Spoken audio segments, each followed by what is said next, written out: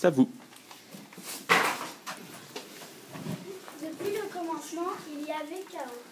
Le chaos est une matière sans forme qui eut, sans femme, 6 enfants. Nyx est la déesse de la nuit. Elle et son frère Éreb, les enfers, qui est aussi son mari, sont les premières divinités nées du chaos. Éreb, il a été métamorphosé en fleuve pour avoir secouru les titans.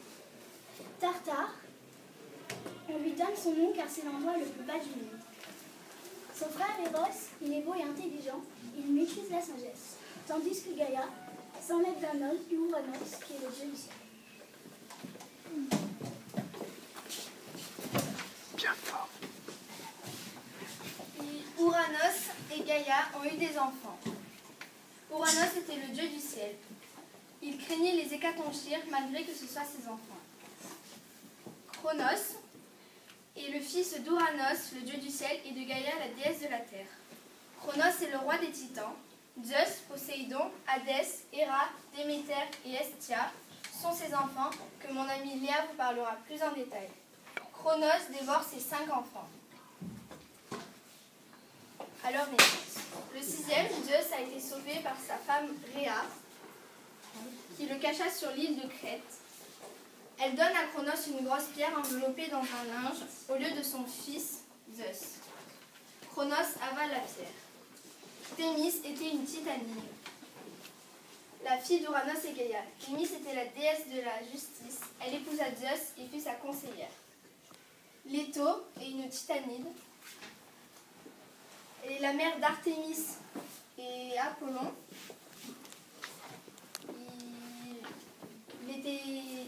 Le père en était Zeus, mais il était déjà marié à Héra. Après, il y avait plein d'autres titans, mais on ne savait pas leur nom. Ils variaient entre 50 et 60. C'étaient tous des enfants de Gaïa et Uranos. Les cyclopes, je ne vais pas épiloguer longtemps dessus, car d'autres stands vont mieux en parler que moi. Mais pour résumer, c'était des créatures avec un seul œil au milieu de la tête. Le plus connu était Polyphème dans les aventures d'Ulysse. Les hécatonchyres sont des créatures qui ont 100 bras et 100 têtes qui crachent du feu. Il n'y en avait que 3, Kotos, Diès et Briarée. Les hécatonchyres sont les frères des titans et des cyclopes. Ils étaient rejetés par leur père Zeus, qui craignait leur force. Zeus les envoya dans le Tartare. Ils ont été sauvés par Cronos, mais ils sont de nouveau enfermés par Cronos. Ils sont délivrés cette fois par Zeus. Les hécatonchyres deviennent les gardiens du Tartare.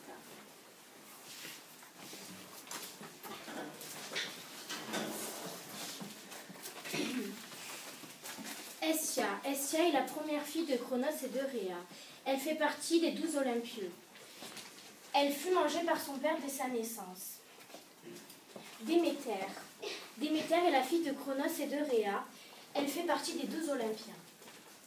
Héra est la fille de Cronos et de Rhéa. Elle fut elle aussi mangée par son père dès sa naissance, mais son frère l'a sauvée. Poséidon est le fils de Cronos et de Rhéa. Il est le dieu de la mer, des tempêtes, des tremblements de terre et de la mer.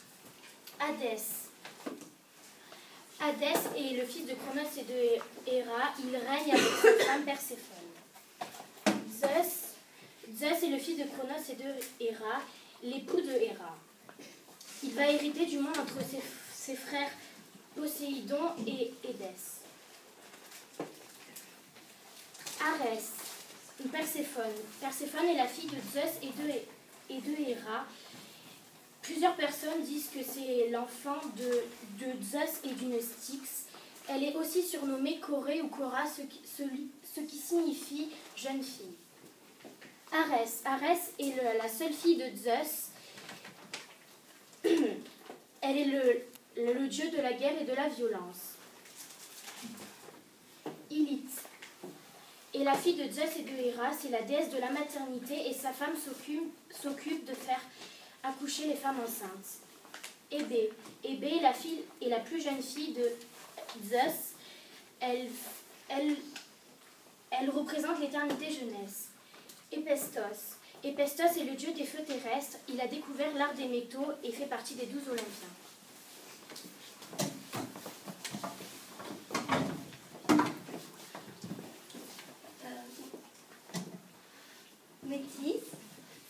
fille d'Océan et de Thétis, c'est la première épouse de Zeus. C'est elle qui conseille à Zeus d'utiliser un puissant vomitif sur Cronos pour lui faire cracher ses frères et sœurs qu'il avait avalés. Dionée, la fille d'Océan et de Thétis, une des Océanides. Elle est l'épouse de Tintale, roi de Lydie. Elle lui donne 3 enfants, Pélops, Niobé, future reine de terre, et le sculpteur Protéas. Maïa, fille d'Atlas et Pléionée. On lui donne également pour mère la Pléiade Stéropée. Maïa vivait seule dans une grotte. Avec Zeus, elle eut un fils précoce nommé Hermès. Plus tard, Hermès lui confiera Arès, fille de Zeus et de la nymphe Callisto. Sémélé, fille de Cadmos et d'Harmonie, fut l'une des nombreuses amantes de Zeus. Héra utilisa la ruse et se transforma en nourrice de Séléné. Et Séléné lui disa tout et lui confia tout. Et Séléné, elle aima Zeus et elle tomba enceinte. Et Zeus enferma Dionysos dans sa cuisse jusqu'à terme parce qu'il était précoce. Alcmène, fille d'Électrion, roi de Mycène, et d'Anaxo, Alcmène épousa son cousin Amphitryon.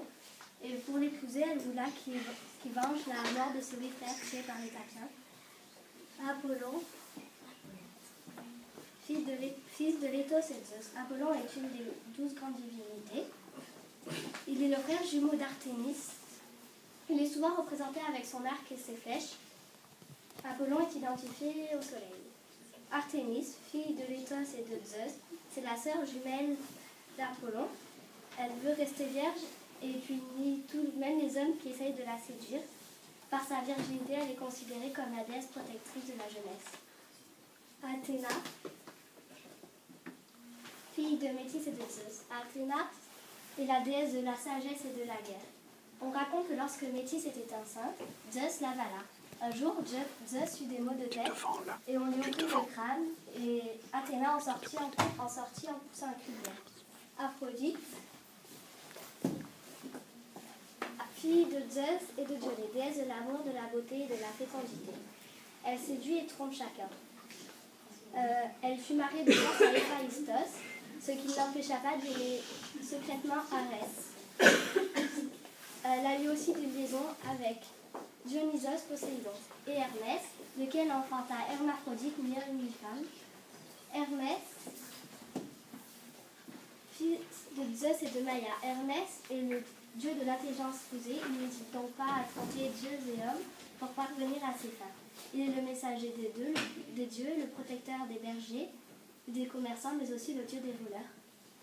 Dionysos, fils de Zeus et de Sémélé. Il est le dieu de la vigne et du vin. Dionysos a été sauvé dans l'une des cuisses de Sémélé par Jupiter. Enfin, il a été sauvé par Zeus dans l'une des cuisses de Sémélé, alors qu'elle était en train de mourir. C'est de ce mythe que provient l'expression se croire sorti de la jambe de Jupiter, ce qui veut dire avoir une forte opinion de soi. Héraclès, fils de Zeus et de Alcmène. Il suscite dès sa naissance la jalousie d'Héra qui lui envoya 2 serpents dans son berceau pour l'étouffer, mais Héraclès les tua. Il s'appelle à l'origine Alcide, mais son nom devient Héraclès, ce qui veut dire le plus grand, le plus fort. On a fini.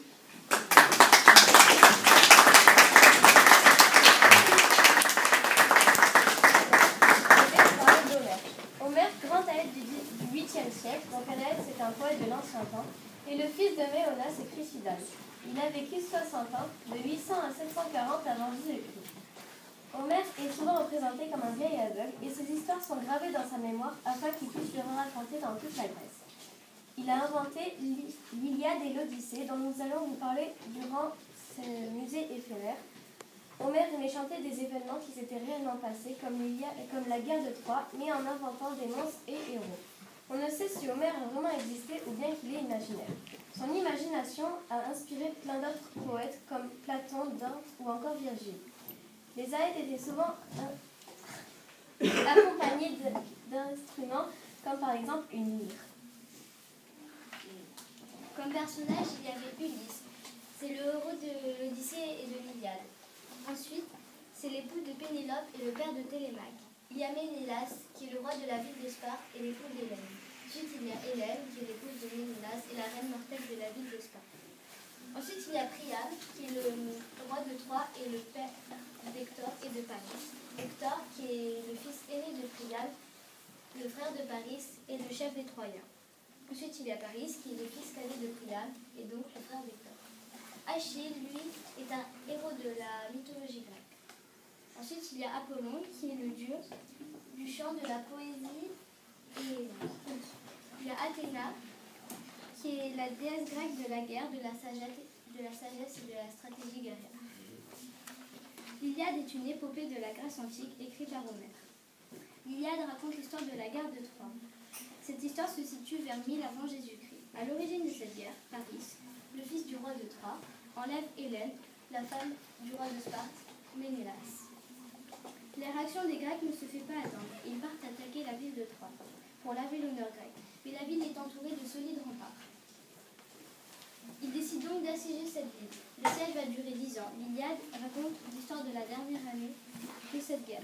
Au cours de cette guerre, Achille, un guerrier grec, tuera Hector, le héros des Troyens, avec l'aide d'Athéna. En retour, Paris blessera Achille à son pentacle, qui est le talon. C'est grâce à la ruse d'Ulysse que les Spartiates prendront la ville et construiront un énorme cheval de Troie, à l'intérieur duquel seront cachés des soldats. Et les Troyens, peu méfiants, l'introduiront dans leur ville. Troie sera alors détruit par les Grecs.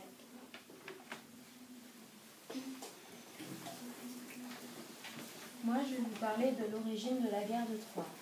Zeus et Poséidon se disputent la main de Thétis, une déesse marine, jusqu'au moment où une prédiction assure que le fils qu'elle mettra au monde serait plus fort que son père. Alors, aucun dieu ne voulut l'épouser. La pauvre Néréide devait s'unir avec un mortel. Elle choisit Pélée, le roi thessalien. De leur union naît Achille, le plus grand héros grec. Tous les dieux sont invités à leur mariage, sauf Eris, la déesse de la discorde, qui elle leur jette la pomme de la discorde, la cause de la guerre de Troie. Athéna, Aphrodite et Héra se la disputent. Aucun dieu ne put choisir entre ces magnifiques déesses. Zeus demanda à Hermès de les accompagner auprès du beau Paris, le berger de Lida, qui lui choisira de la plus belle. Les déesses leur font un pot de vin. Athéna lui promet la sagesse et la victoire. Héra, la royauté sur l'Asie et la richesse. Et Aphrodite, la main de la plus belle mortelle, Hélène, reine de Sparte. Sans hésiter, il choisit Aphrodite. Aphrodite confie à son fils aîné la conduite de Paris à Sparte, où ils sont reçus par Ménélas, qui peu après doit partir pour la Crète, laissant seule Hélène et sa fille Hermione de 9 ans. Paris et Hélène partent. Ils emportent la moitié du trésor de Troie.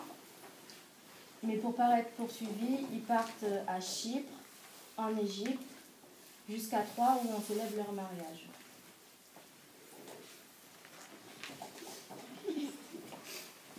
Bonsoir. Le cheval de Troie. Après 10 ans de guerre et la mort de tant de héros, la guerre se trouve dans une impasse. Quant à Ulysse, inspiré par Athéna, imagine une ruse pour pénétrer la cité. Un gigantesque cheval de bois renfermant des soldats dans son ventre.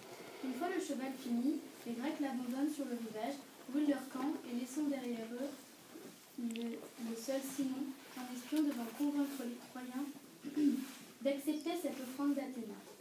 Malgré les craintes de Laocoon et Cassandre, le cheval est introduit dans la cité. Dès que la nuit serait tombée, du haut des remparts, Sinon guettait un signal. Quand celui-ci s'alluma sur le premier bateau, il libéra les Grecs enfermés dans le cheval de bois. Il y avait là Ulysse, Ménélas et Péo qui avaient construit le cheval, Inochtocène, le fils d'Achille, et bien d'autres encore. Ils ouvrent les portes de la cité pour faire entrer les troupes grecques.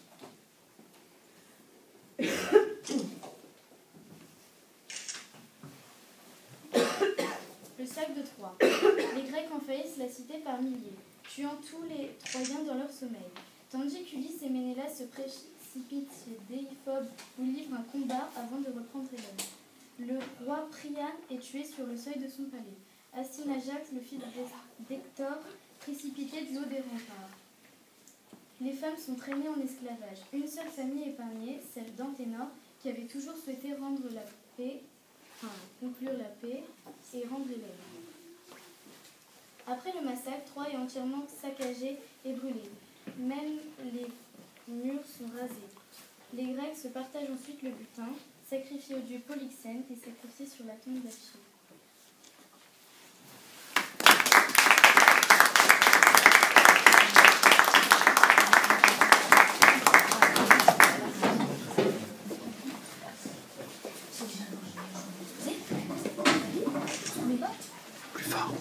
Bonjour.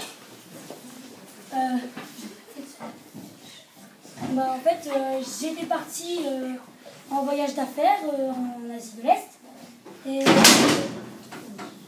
j'ai trouvé cette magnifique reproduction de l'Odyssée. Alors j'en ai profité pour l'apprendre. Donc en fait, pendant le retour au voyage, j'ai pu un peu le lire. Et donc, je me suis fait plaisir. Donc en fait, je vais un peu vous expliquer l'histoire. Alors en fait, l'Odyssée, c'est beaucoup de choses. C'est à la fois un récit imaginaire, mais aussi un conte fabuleux. Mais comment est écrit l'Odyssée? Enfin, le deuxième temps vous a un peu expliqué, mais je vais quand même vous réexpliquer en détail au cas où vous êtes perdu. Alors, c'est l'histoire de quelqu'un qui s'appelait Homère. Et c'était un Aède. Un Aède, c'est un chanteur. Enfin, c'est quelqu'un qui fait des poèmes. Et en fait, il a créé l'Iliade et l'Odyssée. Et en fait, l'Iliade, c'était une histoire racontant la guerre de Troie, qui opposait Troyens et Grecs pendant 10 ans. Alors après, les Grecs, ils appellent Ulysse pour venir les aider. Alors après, comme vous a dit le deuxième stand, ils vont tous les tuer. Voilà. Alors après, Ulysse, il doit repartir dans son pays natal. Et donc, il arrive sur l'île des Lotophages. En fait, Ulysse et ses compagnons, ils errent 9 jours sur la mer. Et au 10e jour, ils arrivent sur l'île de Lotophage, qui veut dire en grec mangeur de loto. Alors après, il envoie 2 éclaireurs pour venir visiter l'île pour essayer de chercher un contact avec ceux qui habitent sur l'île. Alors après, il y a les 2 éclaireurs qui vont sur l'île. Et ils trouvent des lotophages. Alors ces lotophages, ils leur proposent des fleurs de loto. Ces fleurs magiques ont le pouvoir de vous effacer la mémoire et de vous faire perdre toute volonté de revenir à votre pays natal. Et donc, les 2 éclaireurs, ils acceptent. Et donc, ils mangent, et d'un coup, pouf, ils se souviennent plus de rien. Et donc, ils doivent rester. C'est qu'une réplique, alors... Alors après, Ulysse, il se fait du souci pour ces 2 éclaireurs. Parce qu'ils devaient rentrer le soir, mais ils ne sont pas rentrés. Après, Ulysse, il décide de partir à leur recherche. Alors après, il les retrouve, et du coup, il doit les ramener de force à leur bateau, à son bateau. À son bateau, et ils repartent pour Ithaque.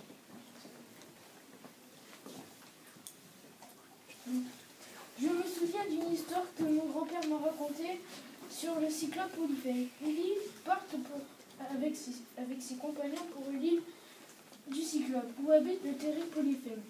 Il monte sur une montagne qui se situe au centre de l'île. Il aperçoit une grotte. Curieux, il rentre pour la visiter. À l'intérieur, il y a des troupeaux, des moutons et des brebis, et qui les entourent d'immenses fromages. On entend un bruit, c'était le cyclope avec un seul œil.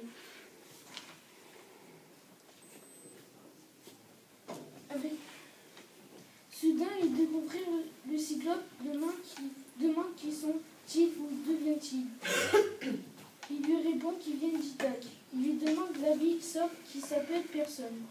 Après avoir dévoré plusieurs de ses compagnons, Ulysse trouve un moyen de s'enfuir. Après avoir fait voir le cyclope lorsqu'il s'endort, Ulysse, aidé de ses amis, lui crever son œil avec un pieu. Criant de douleur, il demande de l'aide aux autres cyclopes qui ne lui croient pas et lui conseille de faire appel à son père Poséidon. Voulait faire sortir ses bêtes. Le cyclope pousse d'immenses rochers pour faire sortir ses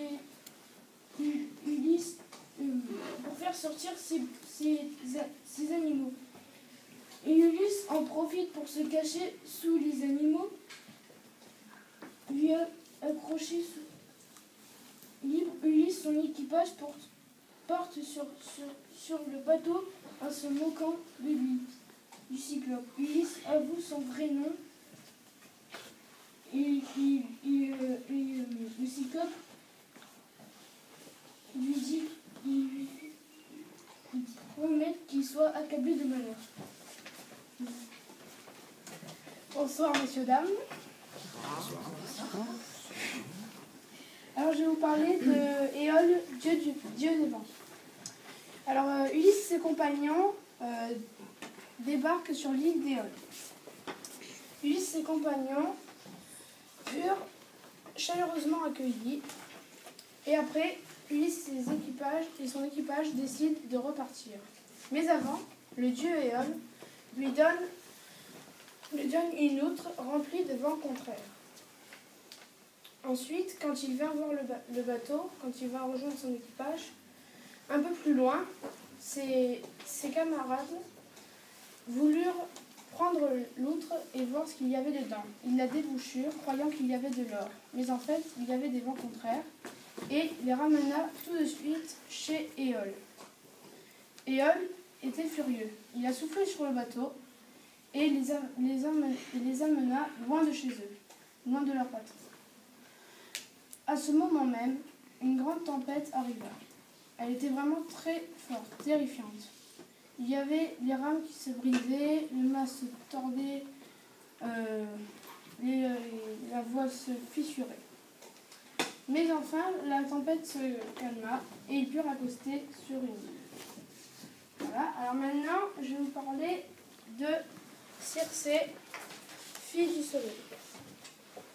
Alors, peu après, sur l'île de Éole, ils arrivèrent chez l'île de Circé. Alors, Ulysse dit de se diviser en deux groupes. Un des deux groupes finit par trouver la caverne de Circé, dont Éole n'était pas dedans. Donc ce groupe-là arrive dans la caverne de Circé et entre tous dedans. Seul le chef s'était caché, s'était mis à l'extérieur et s'était caché. Donc l'équipage qui était entré, Calypso leur fit boire un breuvage. Ce breuvage était magnifique. Une fois qu'il les avait bu, Circé prenait sa baguette et les transforma en cochons. Ensuite, le chef, quand il a vu ce spectacle terrifiant, alla tout de suite prévenir Ulysse. Ulysse, entendant cette épouvante frayeur, alla tout de suite accouru chez ses compagnons. Mais en chemin, il croisa Hermès, qui lui conseilla de prendre de la bonne herbe. Mais aussi, il lui conseilla un conseil quand il va arriver chez Circé. Il lui dit de boire son breuvage. Ensuite, quand elle sortira sa baguette, de sortir son épée. Et vu qu'il aura la bonne herbe, ça n'aura aucun effet. Ensuite, elle te demandera de passer la nuit avec elle. Tu accepteras. Alors, donc, Ulysse fait tout ce que dit ce que lui avait dit Hermès. Il reprend et donc là, il arrive dans la caverne de Circé. Donc, il fait exactement ce qu'il dit. Donc, quand il abuse le breuvage, il sort son épée. Là, il la maintient en garde. Et Circé lui dit de passer, s'il voulait passer la nuit avec elle. Il y a plusieurs années. Donc, il dit oui. Et donc, tout allait bien. Et Circé transforma ces hommes ces hommes en humain. Et voilà. C'est fini. Non, il y a Théo. Vous parlez des sirènes. Ulysse et ses compagnons quittent Circé, qui lui parlait du danger des sirènes. Il arrive dans l'île des sirènes. Les sirènes sont des demi-femmes et des demi-poissons. Elles chantent pour attirer les hommes et les faire mourir. Ulysse demande à son équipage d'attacher aux mâts du bateau. Il est le seul à entendre le chant des sirènes. Ulysse bouche les oreilles à ses compagnons avec de la cire. Le bateau d'Ulysse s'éloigne et ils peuvent continuer leur rencontre vers Ithaque.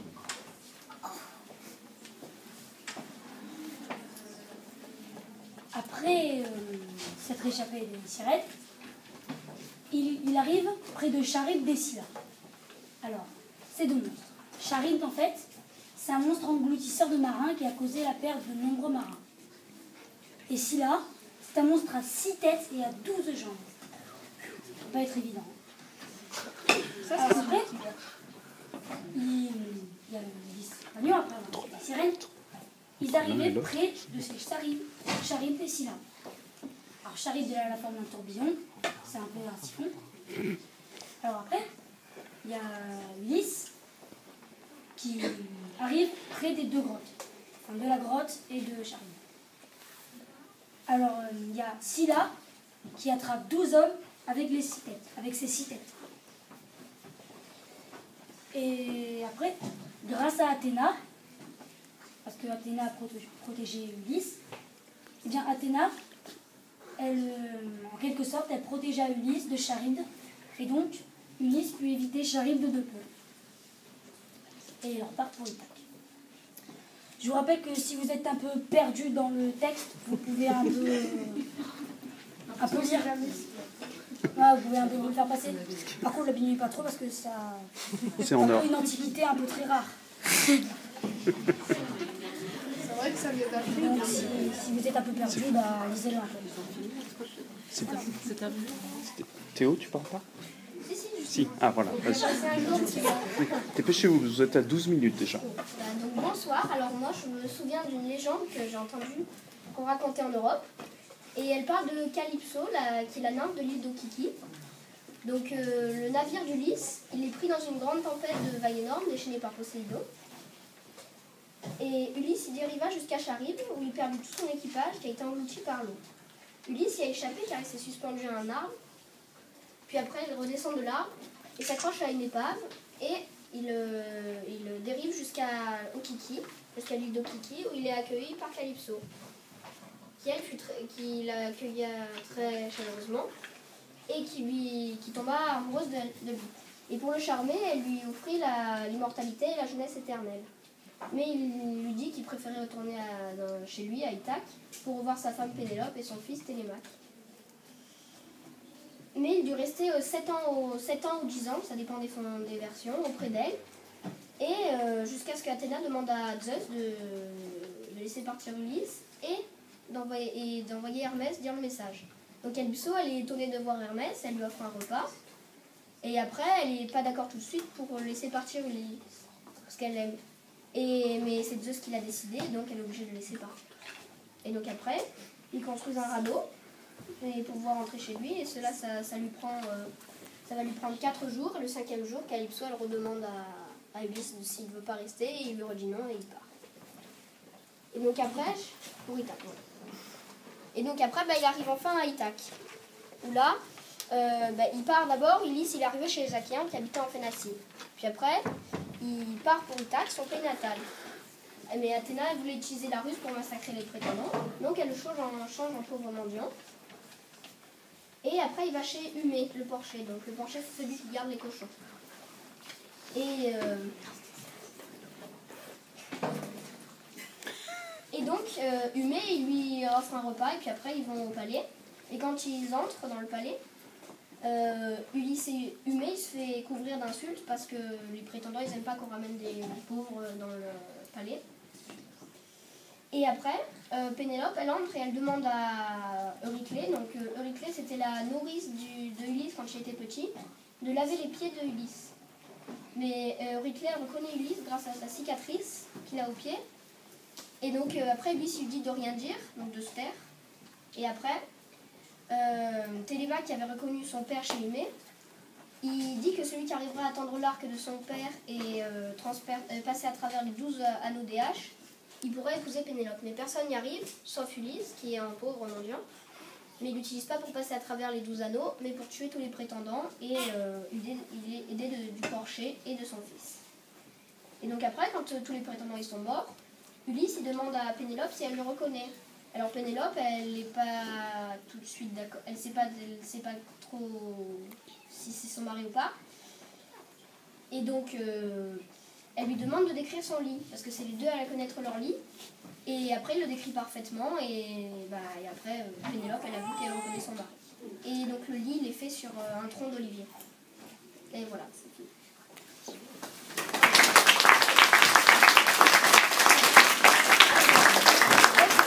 Des dieux. Sur son palais, l'Olympe, il gouverne le monde. Il est le dieu du ciel, le dieu de la terre, et aussi le dieu de la foudre, et aussi le maître des dieux. Zeus est aussi appelé Jupiter en grec. Zeus envoie sur la terre les intempéries comme la neige, la grêle, la pluie, la foudre.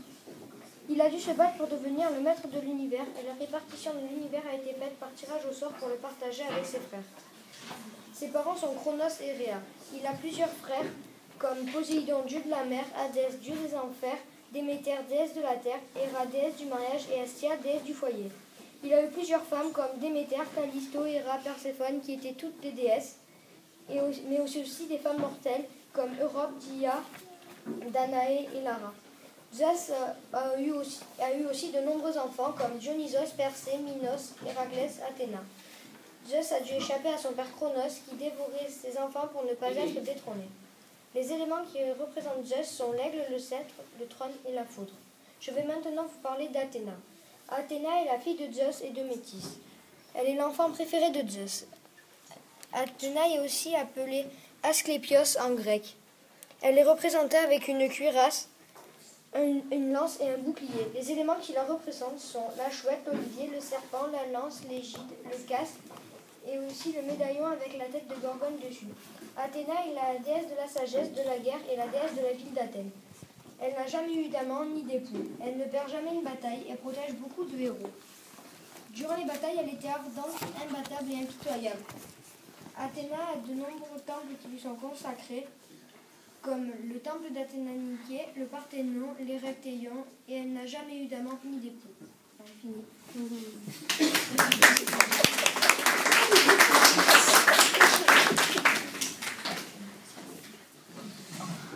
Bonjour, je vais vous parler de certains dieux. Ces dieux sont Poséidon et Aphrodite. Je vais commencer par Poséidon. Poséidon est le dieu des mers, des océans et de toutes les eaux courantes. Il peut provoquer des tremblements de terre, créer des îles et fendre des montagnes. Il a eu plusieurs femmes, comme Alia, Gaïa, Déméter, Méduse et Théophane, avec lesquelles il a eu aussi plusieurs enfants, dont Anté, Chrysaor, Thésée, Tityos et Pégase, le cheval ailé, qui est né du sang de Méduse, qui est tombé dans l'océan. Poséidon est souvent représenté avec une barbe blanche et un trident dans la main. Ses emblèmes sont le cheval, le char, le poisson et le trident, et son nom latin est Neptune. Maintenant, je vais vous parler d'Aphrodite. Aphrodite est la déesse de l'amour et de la beauté. Ses parents sont Zeus et Dionée. Elle a eu autant d'amour mortel que d'amour immortel, comme Anchise, Adonis, Paris et Diomède, avec lesquels elle a eu aussi plusieurs enfants, dont Démos, Phobos, Antéros, Harmonie, Eros et Énée. Ses emblèmes sont la pomme et la grenade, et son nom latin est Vénus.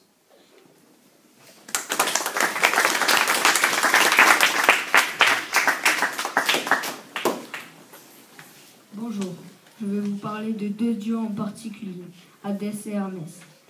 Hadès. Hadès est aussi appelé Pluton. Hadès signifie en grec invisible. Il est le fils du titan Chronos et de la titanide Rhea. Sa sœur est Déméter, sa femme est Perséphone et il n'a pas d'enfant. Il est le dieu des enfers mais aussi le dieu de la fertilité et aussi de la richesse souterraine. C'était un dieu sans pitié mais juste, un dieu terrible. C'était le souverain des morts, mais non la mort elle-même. Il règne sur les enfers avec sa femme Perséphone, toujours représentée avec le Cerbère, le chien des enfers.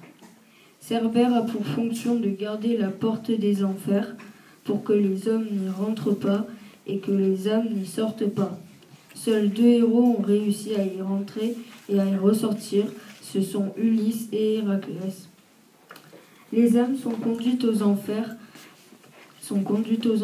par Hermès pour y être jugées par Minos, Rhadamante et Éaque, pour savoir si elles sont envoyées au Tartare, vaste prison où sont envoyés les méchants entourés de lacs de feu, ou si elles vont aux Champs-Élysées, une sorte de paradis. Hadès est souvent représenté avec un regard blanc, le regard vide, avec une grosse barbe et des sourcils épais, une corne d'abondance et un serpent. Son premier attribut est la cunée. La cunée est un casque qui rend invisible celui qui le porte. Son deuxième attribut est une fourche à 2 dents et son troisième attribut est un chien à 3 têtes qui s'appelle Cerbère. Hermès. Hermès est aussi appelé Mercure. Il est le fils de Zeus et Maïa. Dès sa naissance, il a le titre de patron des voleurs puisqu'il a tué une tortue et a volé 50 vaches du troupeau d'Apollon. Il est le messager des dieux, mais aussi le dieu des voyageurs. Il guide les héros et mène leurs âmes aux enfers.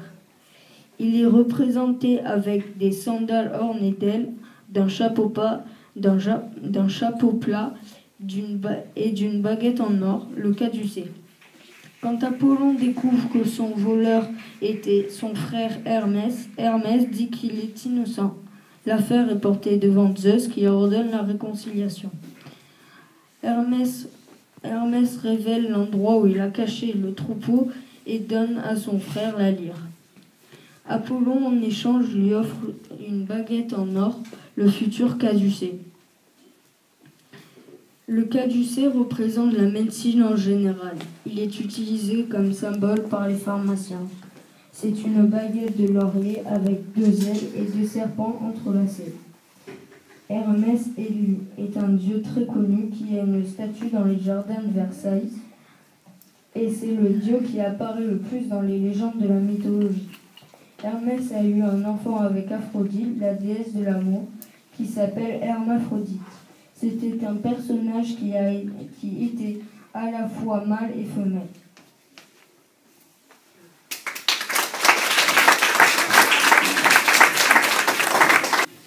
Bonjour, je vais vous parler du Cerbère et de la sirène. Je vais commencer par le Cerbère. Le Cerbère est un monstre à 3 têtes de chien, avec son cou est hérissé de serpents, avec une queue de dragon ou de serpent, ça dépend selon la mythologie.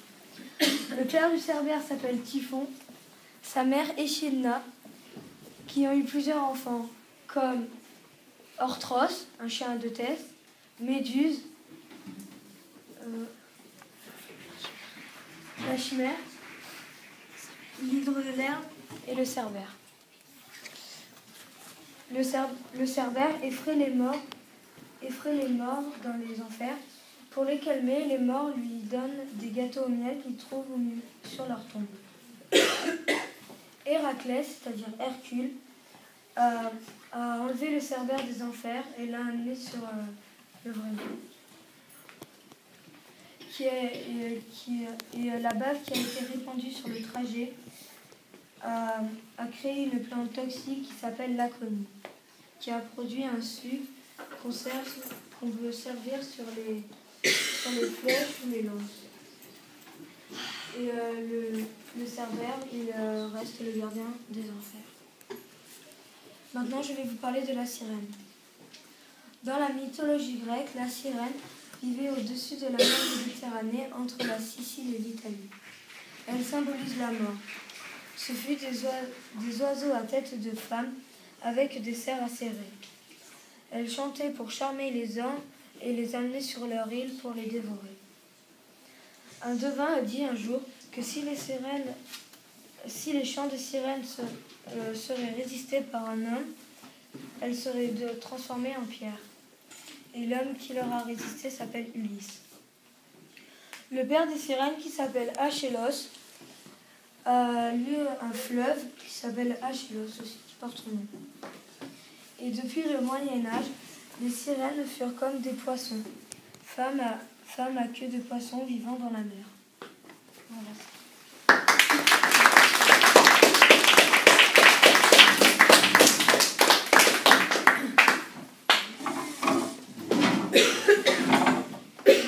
De la chimère et de la méduse. Je vais commencer par la méduse.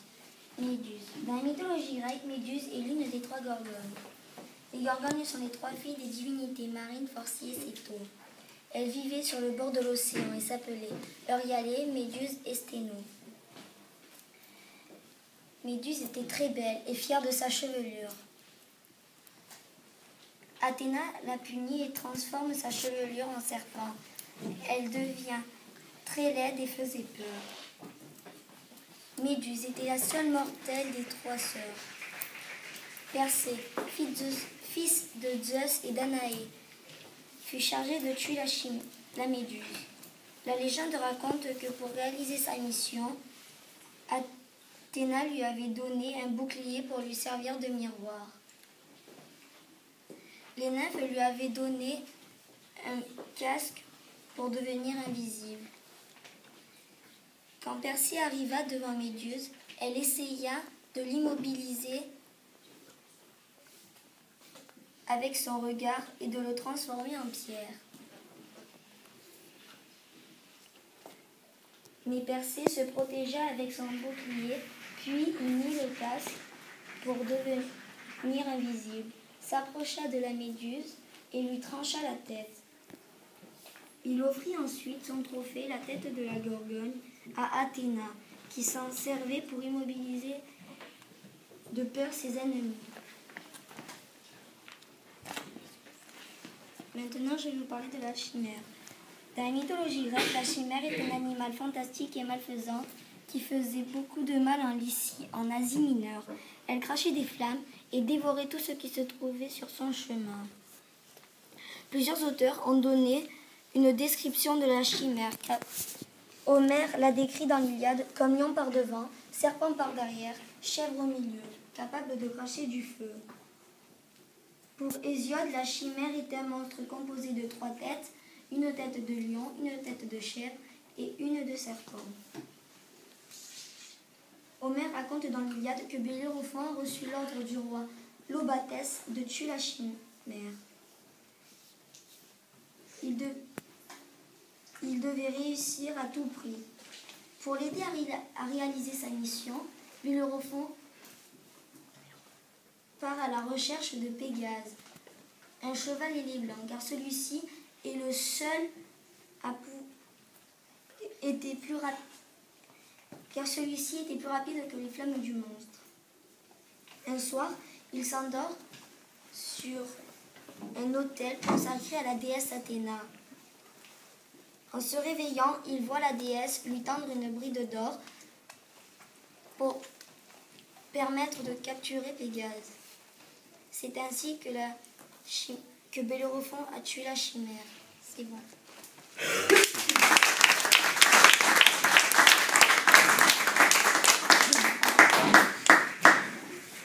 Alors, je vais vous parler de 2 monstres, le Minotaure et le Sphinx.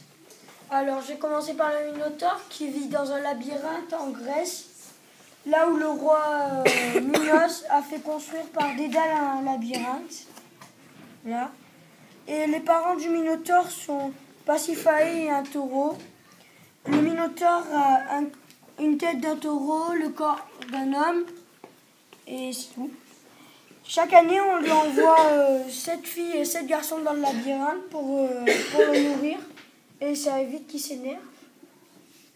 Et il y a Thésée qui a tué le Minotaure quand il est parti avec les otages dans le bateau. Il a rencontré Ariane, la fille de Minos, du roi de Grèce. Et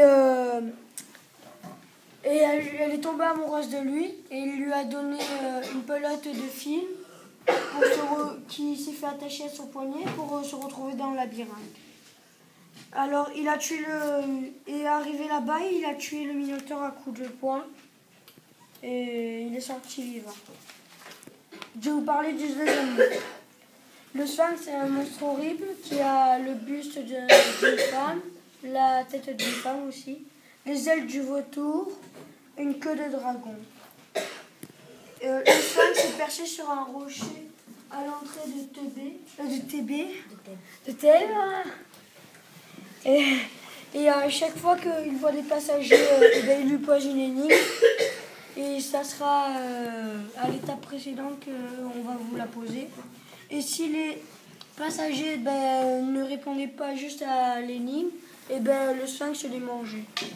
Et Oedipe a trouvé l'énigme. Et le sphinx, tellement énervé, s'est suicidé dans le vide. Voilà. Le dieu du ciel et Gaïa, la déesse de la terre, ils étaient au nombre de 3. Argès, le cyclope de l'éclair, Brontès, le cyclope du tonnerre, et Stéropès, le cyclope de la foudre. Ils avaient tous les 3 une force incroyable et un seul œil au milieu du front. Ouranos enchaîna et les jette dans le sombre Tartare. Gaïa s'énerve en sachant la nouvelle, donc elle envoie à la révolte d'autres titans qui détrônèrent leur père, délivrèrent leurs frères et mirent Cronos au trône. Mais Cronos enchaîna de nouveau les cyclopes et les enferma dans le Tartare avec Campé, son gardien. Zeus se fut révolté contre Cronos et les titans. Gaïa prédit qu'il gagnera cette guerre s'il appelait les cyclopes. Zeus tua Campé et brisa les chaînes des cyclopes. En récompense, les cyclopes confectionnèrent la foudre, le tonnerre et l'éclair, un casque qui rendait la déesse invisible et un trident pour Poséidon. C'est bon pour celui-là.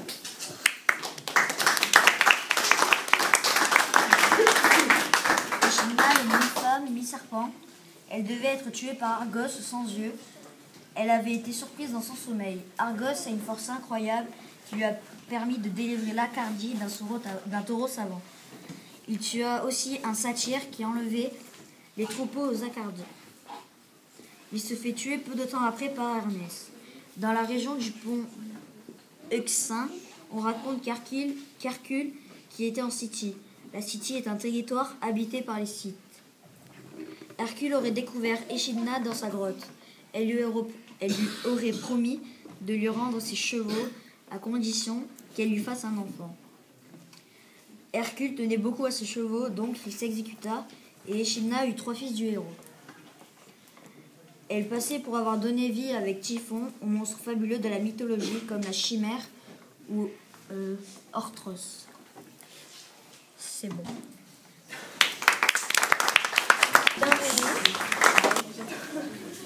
Bonjour à tous et bienvenue. Mes amis et moi allons vous raconter les histoires des héros les plus connus de la mythologie grecque. Je vous laisse avec Léna qui va vous raconter l'histoire de Hercule.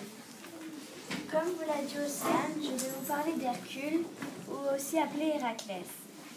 Hercule a comme parents Zeus et Alcmène, une descendante de Persée. Il est donc mi-homme, mi-dieu. Héra, l'ancienne femme de Zeus, était jalouse car il avait eu un fils avec Alcmène. Elle voulait donc se venger.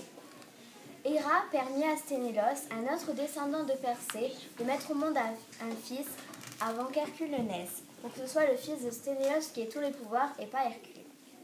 Mais cela ne suffisait pas à Héra qui, pour continuer sans vengeance, envoya 2 serpents sur le berceau d'Hercule.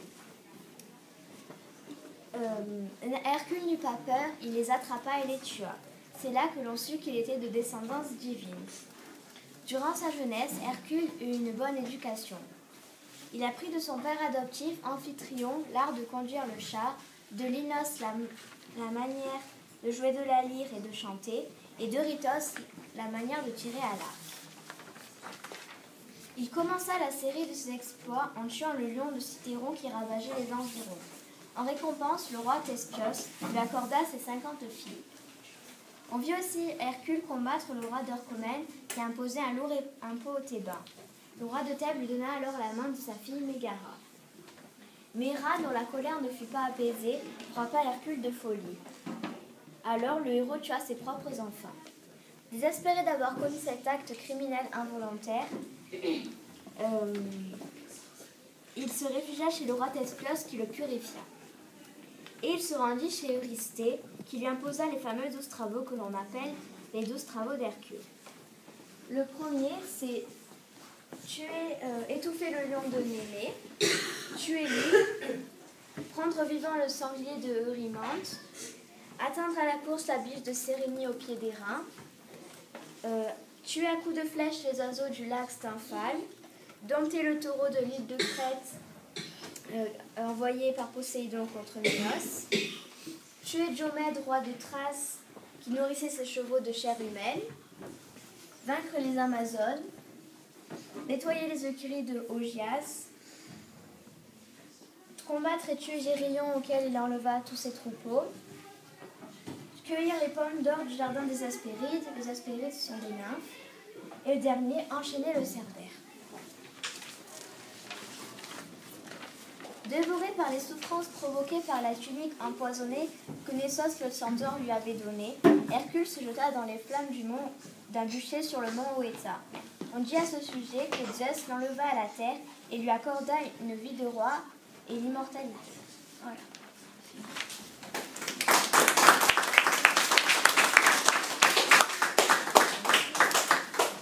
Bonjour, je vais vous parler d'un des héros les plus légendaires de la guerre de Troie. C'est bien évidemment Achille. Il est le fils de Thétis et de Pélée. À la naissance d'Achille, Thétis, sa mère, le plongea dans le lac de Styx, un des fleuves des enfers, et le rendit très fort.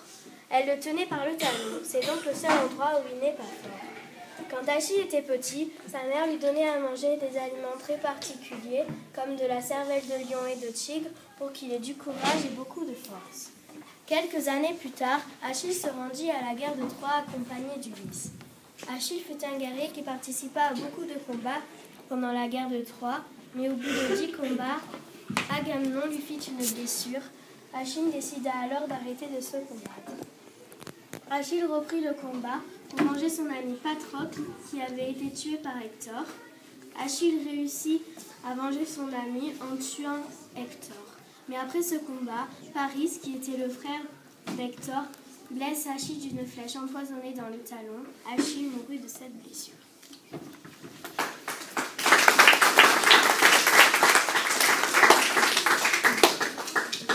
Rebonjour, je vais vous parler d'Icare et Dédale. Icare était le fils de Dédale et d'une esclave crétoise. Dédale était un architecte, un ingénieur et un inventeur très connu. Un jour, le roi Minos lui demanda de créer un labyrinthe pour y enfermer son fils le Minotaure. Ariane, la fille du roi Minos, avait comme époux Thésée qui voulait tuer le Minotaure. Mais elle ne voulait pas que son époux se perde dans le labyrinthe. Dédale eut donc l'idée de nouer au poignet de Thésée un long fil qui se déroulerait au fur et à mesure qu'il avancerait pour qu'il retrouve le chemin de la sortie. On l'appelle le fil d'Ariane. Quand Minos le sut, il fit jeter Dédale et son fils Icare dans le labyrinthe. Dédale observa les oiseaux et eut l'idée de ramasser les plumes qui étaient tombées pour les coller avec de la cire sur leurs bras, avoir des ailes et pouvoir voler. Une fois cela fait, il dit à Icare, ne vole ni trop haut car le soleil ferait fondre la cire, et ni trop bas car l'écume alourdirait tes plumes. Mais Icare, impressionné de pouvoir voler, s'approcha de trop près du soleil. La cire fondit, il tomba dans la mer puis se noya. Après avoir enterré son fils, Dédale alla se cacher en Sicile. Une fois arrivé, il se mit au service du roi sicilien. Minos fut au courant et voulut tendre un piège à Dédale. Il annonça qu'une récompense serait remise à celui ou celle qui réussirait à enfiler un coquillage en spirale. Dédale mordut à l'hameçon. Sous la pression de l'armée de Minos, le roi sicilien accepta de livrer l'ingénieur. Une fois retourné chez le roi Minos, Dédale voulut venger la mort de son fils avec l'aide des princesses. Ces dernières proposèrent à Minos de prendre un bain, mais il n'était pas au courant que Dédale avait versé de l'huile bouillante dans l'eau. Il mourut donc ébouillanté. L'artisan avait triomphé du roi.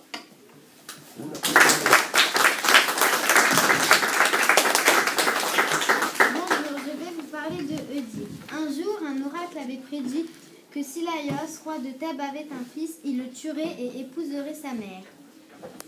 Malgré cela, Jocaste et Laios eurent un fils. Ils attachèrent les pieds de l'enfant et lui percèrent les chevilles, d'où vient son nom, Oedipe, qui veut dire pied enflé. Pour que la prédiction ne s'accomplisse pas, le roi ordonna à un serviteur d'abandonner l'enfant sur le mont Cithéron près de Thèbes. Mais le serviteur, pris de pitié, le fit adopter par Polybos et sa femme, roi et reine de Corinthe. Oedipe grandit avec, croyant que c'était ses vrais parents. Mais un jour, un homme ivre lui dit que c'était un fils adopté. Un jour, il alla à Delphes consulter l'oracle, qui lui confirma qu'il allait tuer son père et épouser sa mère. Il ne revint donc pas dans son pays natal et alla plutôt vers Thèbes. Là, sur son chemin, il rencontra un vieillard qui lui parlait tellement mal que pour se venger, il le tua. Puis il continua et arriva à Thèbes. Là, un sphinx qui arrête tous les passagers pour leur poser une question. Je vais vous la poser. Quel est l'animal qui marche à 4 pattes le matin, à 2 le midi et à 3 le soir?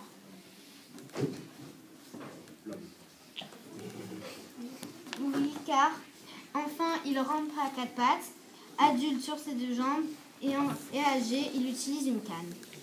Oedipe ayant résolu l'énigme, le sphinx se jeta dans le vide et Oedipe délivra Thèbes. Pour l'honorer, les Thébains lui firent épouser Jocaste, maintenant veuve, et sans le savoir, il épousa sa mère. Jocaste et Oedipe eurent 2 filles et 2 garçons. Les 2 filles s'appelaient Antigone et Ismène, et les 2 fils Éthéocle et Polynice.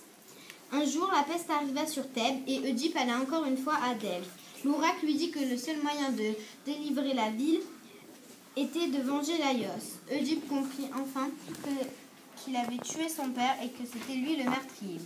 Quand Jocaste apprit qu'elle avait épousé son fils, elle se tua. Oedipe se creva les yeux et fut banni de Thèbes. Ces dernières années, il erra avec sa fille Antigone sur les routes, puis il mourut de vieillesse. Ulysse est l'un des héros grecs les plus connus de la mythologie avec Hercule. Fils de Laërte, roi d'Ithaque, et de Antiphée, la fille d'un descendant d'Hermès, il est d'origine divine. Il fut marié à Pénélope, avec qui il eut un fils unique, Télémaque. Il fit partie de la troupe de guerriers grecs qui était à l'intérieur du cheval de Troie. Au cours de son voyage sur la mer, il se fit enlever par la nymphe Calypso, qui tomba amoureuse de lui. Cette dernière le retient pendant 10 ans. Grâce à Athéna, il put reprendre la mer, mais il rencontra d'autres difficultés sur le chemin du retour. Plus tard, il rencontra un cyclope, et après il arriva sur l'île d'Aéa où vivait Circé. Ensuite, Ulysse alla dans l'Ardèche, les enfers, afin de consulter le devin Tirésias pour connaître la route la plus simple pour retourner à Ithaque. Le devin lui dit qu'il arriverait chez lui seul et qu'il devrait tuer tous les prétendants de Pénélope. Il continua sa route et évita les sirènes aux champs mortels. Et après 20 ans d'absence, il revint sur l'île d'Ithaque. Il tua avec Télémaque tous les prétendants. Pénélope voulut le tester pour vérifier si c'était bien Ulysse, et elle le reconnut.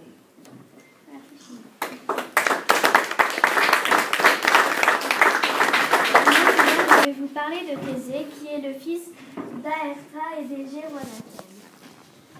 Avant sa naissance, Égée, son père, partit pour Athènes et laissa sous un rocher une paire de sandales et une épée, et il expliqua tout à sa femme.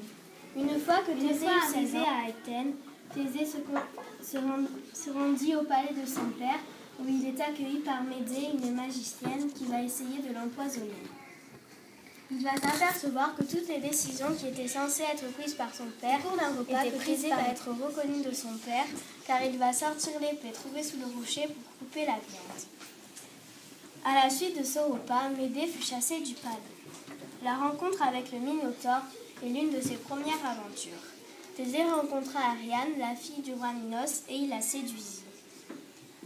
Ce dernier voulait tuer le Minotaure, mais pour le tuer, il fallait rentrer dans le labyrinthe où il était enfermé.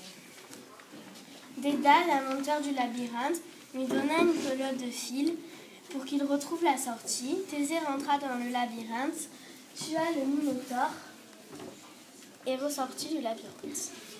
Avant de partir, son père lui avait demandé de mettre une voile blanche à la place de la noire s'il avait réussi, mais Thésée oublia. Son père crut que son fils était mort. Il paniqua, se jeta à la mer et mourut. Thésée fut alors nommé roi d'Athènes.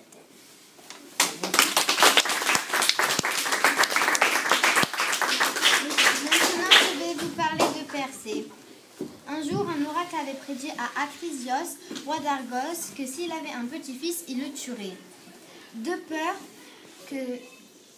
qu'il se passe l'oracle, il enferma sa fille unique Danaé dans une prison. Mais Zeus, qui avait remarqué la beauté de Danaé, rentra dans la prison en pluie d'or.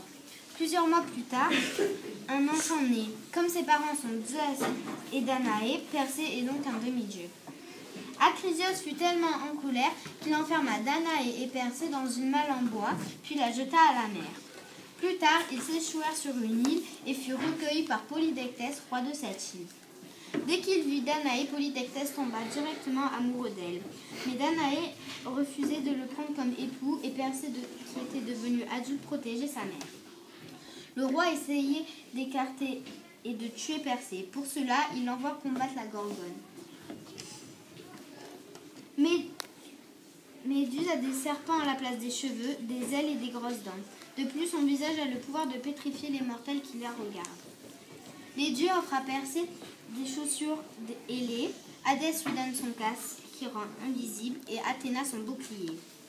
Persée part en direction de Méduse et là voit tous les gens pétrifiés. Il arriva près de Méduse, puis lui trancha la tête d'un seul coup et l'emporta avec lui. De cette blessure sortit Pégase, le cheval ailé, fils de Méduse et Poséidon. Persée survole la terre avec la tête de la Gorgone, et la tête de la Gorgone lui sert à tuer Atlas qui refuse de lui offrir son hospitalité.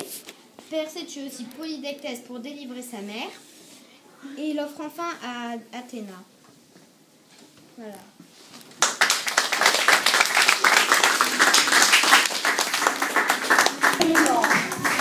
Je vais vous parler des maisons grecques. En plus particulier, la maison du poète tragique. Elles sont construites en pierre, plâtre, bois, terre cuite, tuiles, ciment et elles ont aussi du cuir. La maison s'appelle la domus. Sur le devant de la maison, il y a les officinats. Ce sont des boutiques qui sont ici. Donc, le poète, lui, il vendait du vin et des bijoux. Nous entrons dans la maison avec le vestibulum, c'est-à-dire le vestibule. Nous sortons du vestibule pour entrer dans l'atrium. C'est la pièce principale qui accueille les gens. Des deux côtés, là et là, ce sont des escaliers pour monter dans la deuxième partie, c'est-à-dire la partie des esclaves. Dans l'atrium, il y a aussi un lararium, c'est-à-dire un petit hôtel pour vénérer les dieux protecteurs de la maison. Juste après les escaliers, on trouve deux chambres qui s'appellent les cubiculum. Seulement que celles-ci, elles sont réservées aux gens qui viennent voir que ce sont des voyageurs et ce ne sont pas des chambres privées. Ensuite, il y a aussi les halas, ce sont des petits salons. Nous entrons après dans le tablinium. C'est la pièce la plus importante de la maison car elle sépare la partie privée à la partie publique.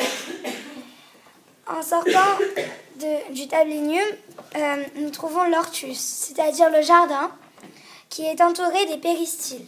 C'est un édifice intérieur ou extérieur qui entoure une chose comme l'ortus. À gauche, il y a deux cubiculum, seulement que celles-ci, elles sont privées. C'est à celles qui sont à ceux de la maison. Et à sa droite, il y a le triclinium et la coulina. La coulina, c'est-à-dire la cuisine. Et le triclinium, c'est la salle à manger. Et eux, ils mangeaient sur des banquettes allongées. Après, ce que l'on voit en plein milieu, c'est l'impluvium, c'est le bassin de récolte d'eau. Et l'eau passe par le compluvium, c'est-à-dire ici. L'eau servait à se laver parce qu'ils n'avaient pas souvent de l'eau. Dans leur décoration, c'était souvent des mosaïques, des fresques, des tapisseries et des peintures. Ici, par exemple, dans le vestibulum, il y a une mosaïque. C'est « N'entrez pas » ou sinon vous allez recevoir une malédiction des lars, c'est-à-dire ceux qui sont vénérés par le lararium. Dans le tablium, il y a une peinture et dans le triclinium, il y a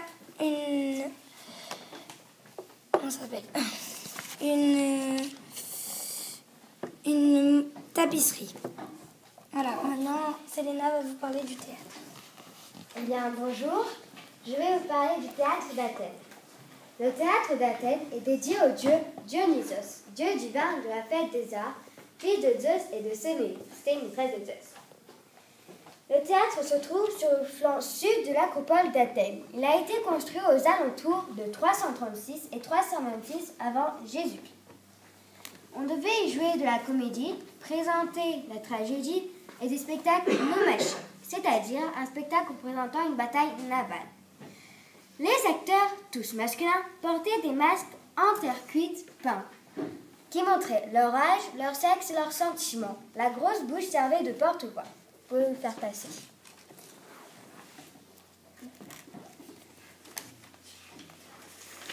Les grands Dionyses, qui ont lieu chaque année de chaque printemps, commencent par une grande procession au cours de laquelle nous admirons la statue du dieu Dionysos. Et elle s'achève par un sacrifice de taureau. Il y a un concours qui dure 3 jours, au cours de laquelle on fait 2 jours de tragédie et 1 jour consacré à la comédie. Les places étaient payantes pour les citoyens, leurs femmes et les métèques, c'est-à-dire les étrangers. Et la cité offrait les places pour les citoyens les plus pauvres.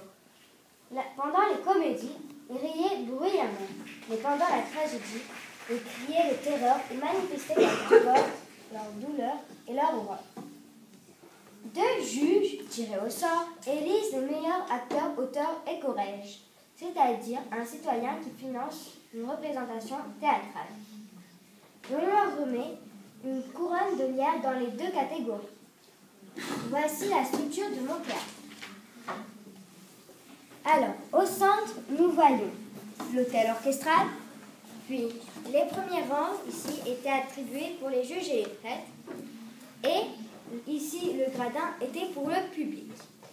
En face de ce grand arc de cercle, nous voyons la scène et sur les côtés l'entrée.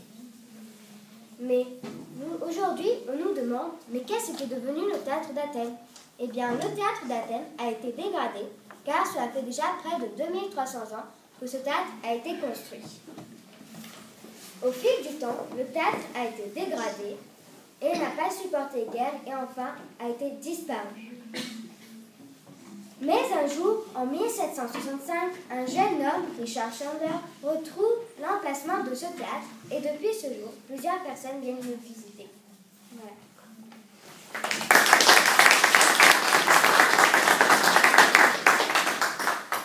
Alors bonjour, je vais vous présenter les temples grecs. Alors, les temples étaient les monuments religieux des Grecs. C'est là qu'on faisait les sacrifices dédiés aux dieux. Les frises colorées qu'on y voyait racontaient l'histoire du dieu célébré à cet endroit. Au début, les temples n'étaient qu'une des constructions de bois et de briques qui abritaient la statue du dieu. Il y a plusieurs types de temples et leurs noms changent selon leur disposition ou leur nombre de colonnes. Alors, le temple est composé en général de 3 parties. L'inaos cella en latin qui abrite la statue du dieu, de l'opisthodome et du proanos. Mais certains types comme l'inentis et le prostyle n'avaient seulement le naos comme partie, alors que l'amphipostyle et le péristyle avaient les 3 parties. Il y a 6 styles architecturaux pour les temples, mais les ordres toscan, dorique romain et composite sont d'inspiration romaine. Je vais vous parler de ce grec, c'est-à-dire dorique, inuak et corinthien. On identifie les styles architecturaux grâce à leurs colonnes. Le premier style, c'est-à-dire dorique, a beaucoup été utilisé dans l'Antiquité. Il ne possède pas de base, les bases sont les pieds des colonnes, et il possède 20 cannelures. Les cannelures sont les traits verticaux des colonnes. Le style inuak n'a pas beaucoup été utilisé dans l'Antiquité, mais est repris dans des monuments modernes, comme le musée d'archéologie d'Athènes. Il possède des bases et 24 cannelures. Le style corinthien, lui, a beaucoup été utilisé lui aussi dans l'Antiquité. Il possède pas de base et 24 cannelures. Alors je laisse la place à Tessina maintenant. Le Parthénon.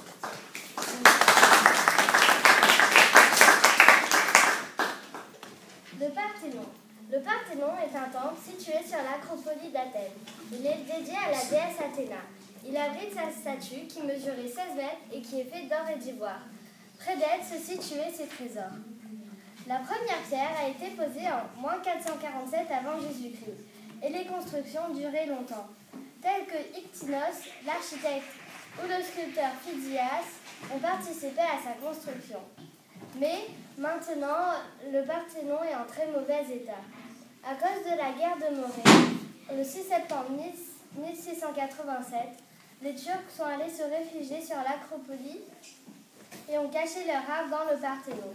Et une bombe vénitienne a atterri à l'intérieur et a cassé le toit. Mais aussi, les architectes, lors des fouilles, ont pris des morceaux de Parthénon et ils ont ramené dans leur pays.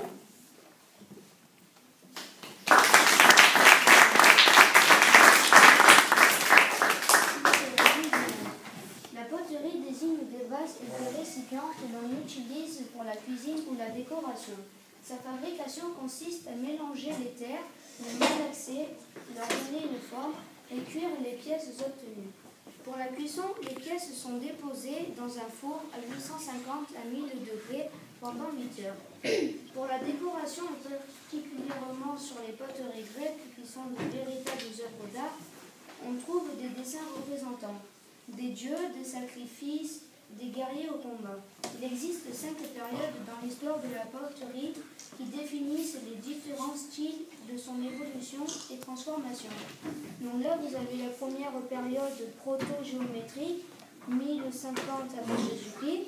Là, la deuxième période géométrique, 900 avant Jésus-Christ. Là, la troisième période, c'est la période géométrique récente ou archaïque, 750 avant Jésus-Christ. Là, la quatrième période qui est la période des figures noires, 700 avant Jésus-Christ. Et la dernière période qui est la période des figures rouges, 530 avant Jésus-Christ.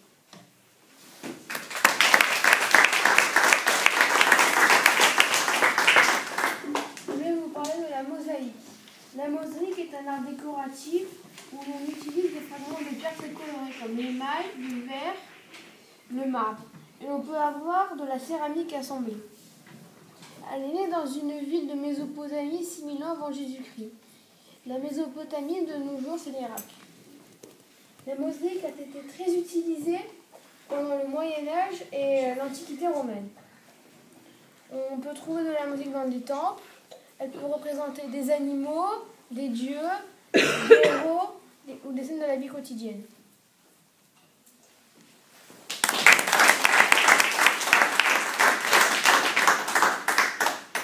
Je vais vous parler de la musique grecque. La musique grecque ancienne a été inventée au VIe siècle. Seulement les musiciens professionnels jouaient de la musique. Je vais vous donner plusieurs instruments. On va commencer par le baglama que j'ai fait. C'est un bouzouki miniature. Il ne mesure qu'une 50aine de centimètres de long. Son origine remonte au temps des rebelles qui étaient persécutés par les autorités qui leur interdisaient la musique. En prison, ils pouvaient en jouer. S'ils n'en avaient pas, ils en fabriquaient avec ce qu'ils pouvaient. Les premiers baglamas étaient faits à partir d'une gourde ou d'un morceau de bois creusé.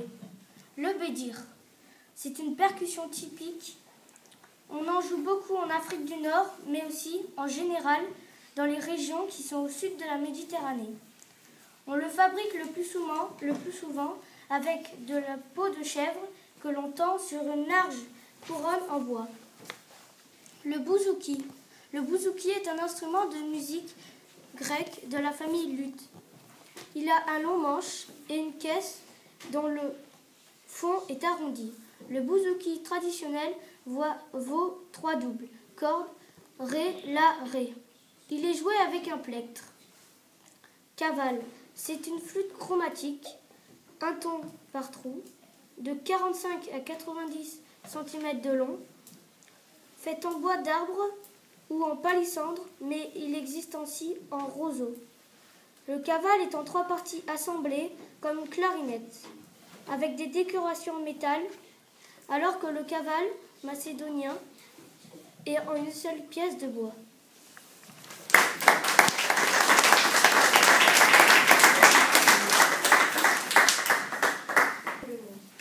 Il est le dieu du ciel, le maître des dieux et aussi le dieu de la foudre. Zeus est aussi appelé Jupiter en grec. Zeus envoie sur la terre les intempéries comme la neige, la grêle, la pluie et elle n'a jamais eu d'amant ni d'époux. Elle ne perd jamais une bataille et protège beaucoup de héros. Durant les batailles, elle était ardente, impitoyable, tombée et imbattable dans la mer. Poséidon est souvent représenté avec une barbe blanche et un trident dans la main. Ses emblèmes sont le cheval, le char, le poisson et le trident. Et son nom latin, Aphrodite, est la déesse de l'amour, de la beauté. Et ses parents sont Zeus et Dionée.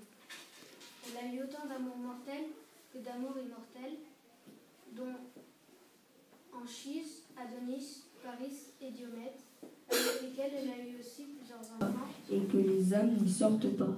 Seuls 2 héros ont réussi à y rentrer et à y ressortir. Ce sont Ulysse et Héraclès.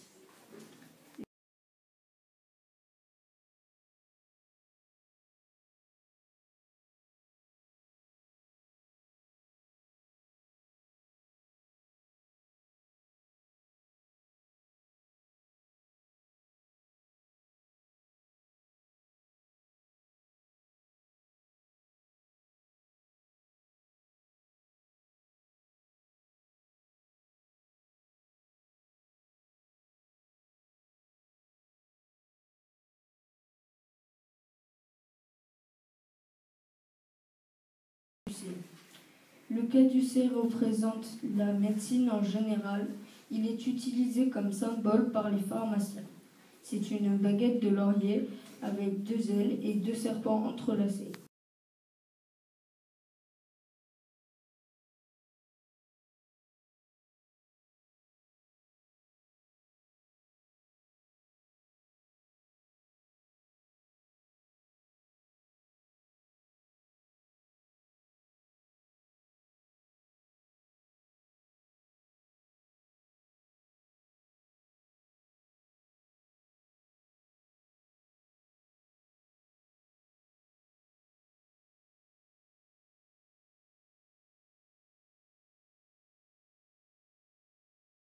Elle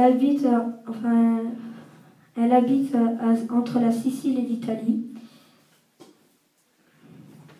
Elle symbolise la mort. Un divin a dit un jour que si un homme avait résisté aux sirènes, était le plus rapide que les flammes des monstres. Un soir, il s'endort sur un autel consacré à la déesse Athéna. Quand il se réveilla, il vit la déesse lui donner une bride d'or pour capturer Pégase.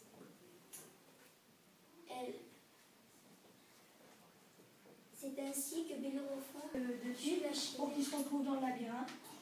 Et voilà, il est ressorti vivant du labyrinthe. Alors maintenant, je vais vous parler du sphinx.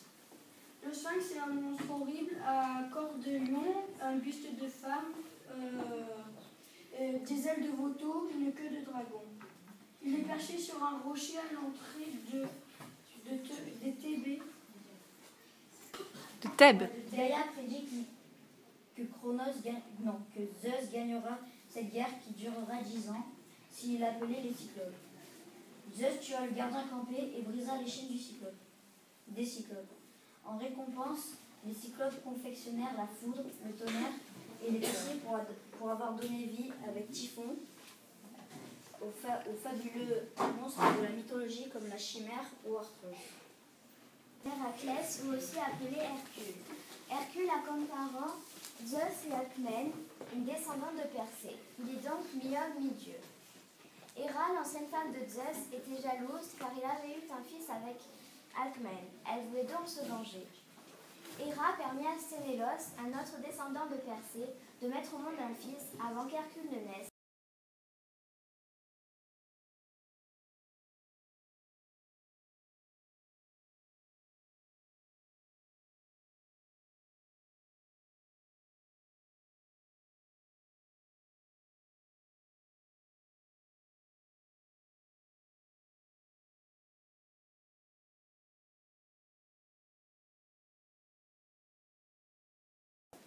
Tuer à coups de flèche les oiseaux du lac Stymphale, dompter le taureau de l'île de Achille va reprendre le combat pour venger son ami Patrocle qui avait été tué par Hector. Achille réussit à se venger en tuant Hector, mais après ce combat, Paris, qui était le frère d'Hector, blesse Achille d'une flèche empoisonnée dans son talon. Achille mourut de cette blessure. Après avoir enterré son fils, Dédale alla se cacher en Sicile. Une fois arrivé, il se mit au service du roi sicilien.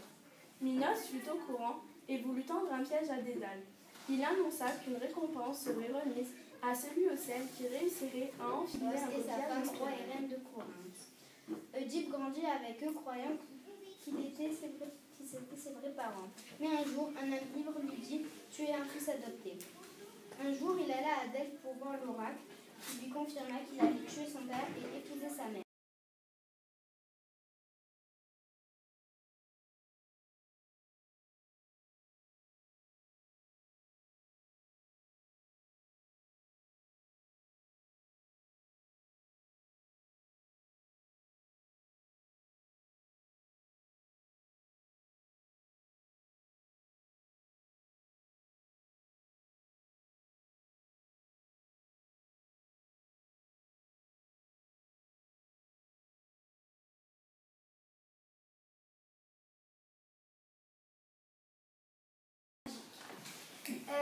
Sur le devant de la maison, il y a les officinats. Elles sont construites en pierre, plate, bois, poterie, tuiles, ciment et terre cuite.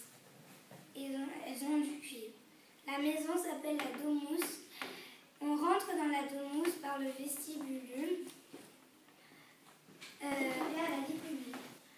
Donc, nous sortons du tablignum et ça donne tout de suite sur le jardin. Le théâtre d'Athènes est dédié au dieu Dionysos, dieu du vin et de la fête des arts, fils de Zeus et de Séléné. C'était une maîtresse de Zeus. Ce théâtre se trouve sur le flanc sud de l'acropole d'Athènes.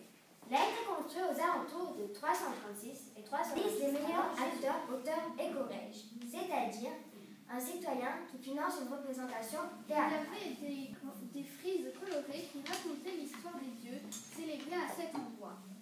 Au début, ce n'était que des constructions de bois et de briques qui abritaient la statue vénitienne a atterri à l'intérieur et a cassé le toit. Aussi, les architectes, lors des fouilles, ont pris des morceaux du Parthénon et l'ont ramené dans l'assiette, leur donné une forme et cuire les pièces obtenues. Pour la cuisson, les pièces sont déposées dans un four à 850 à 1000 degrés.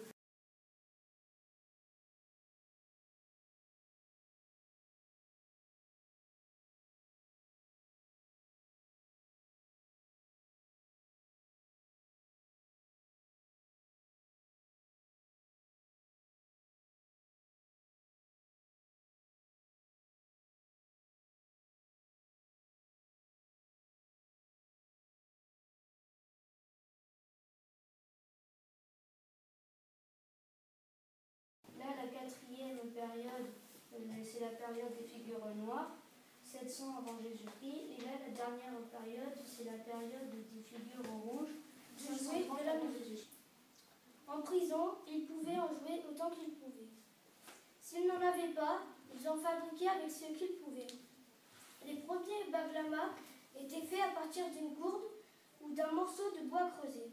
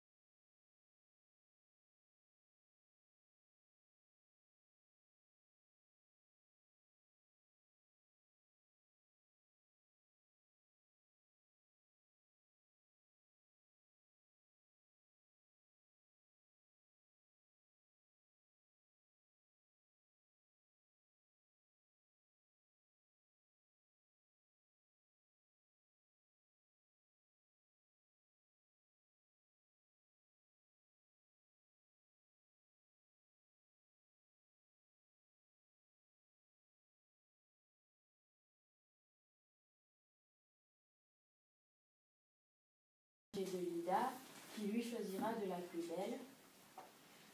Les déesses sont imposantes. Aphrodite, la main de la plus belle mortelle. Athéna, la sagesse et la victoire. Héra, la royauté sur l'Asie et la richesse. Pénétrer la cité. Un gigantesque cheval de bois renfermant des soldats dans son ventre. Une fois le cheval fini, les Grecs l'abandonnent sur le rivage, brûlent leur camp et se cachent dans l'île de Ténédos, laissant le seul Sinon, un espion devant convaincre les Troyens d'accepter cette offrande à Athéna. Malgré les craintes de Laocoon et Cassandre, le cheval est introduit dans la cité.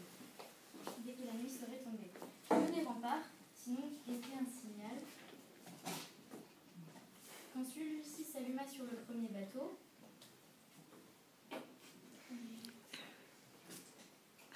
il libéra les Grecs enfermés dans le cheval de bois. Il y avait là Ulysse et Ménélas, Épéo qui avaient... Il y a la bataille de Troie, entre les Troyens et les Grecs. Et Ulysse, il y fait partie. Je ne sais pas trop qu'est-ce qu'il vient faire ici, mais après, eh bien, c'est toute une histoire. Et cette histoire, elle s'appelle l'Odyssée.